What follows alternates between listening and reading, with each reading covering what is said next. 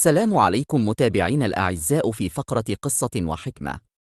أتمنى أن تنال قصة اليوم إعجابكم.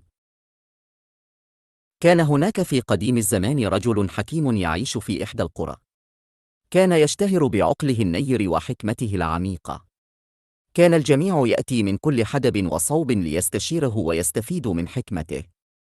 في أحد الأيام، جاء رجل إلى الحكيم وقال له: أريد أن أعرف ما هو سر السعادة الحقيقية. لقد بحثت طوال حياتي ولم أجد إجابة. نظر الحكيم إلى الرجل بابتسامة وقال: إذا كنت ترغب في معرفة سر السعادة الحقيقية، فعليك أن تسلك طريقا بسيطا ولكنه صعب قليلا. استغرب الرجل وسأل: وما هو هذا الطريق؟ أجاب الحكيم: طريق السعادة يبدأ بنسيان الأشياء التي لا يمكنك تغييرها.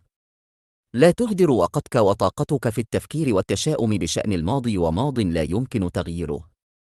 اقبل الأمور كما هي، وافتح صفحة جديدة في حياتك. ثم أضاف الحكيم: ثانياً، عليك أن تستمتع بلحظات الحاضر. لا تضيع وقتك في القلق حول المستقبل أو التفكير في الأشياء التي لم تحدث بعد.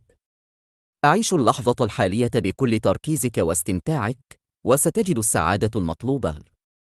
وفي النهاية، قال الحكيم: أخيراً، عليك أن تتعلم أن تكون ممتناً.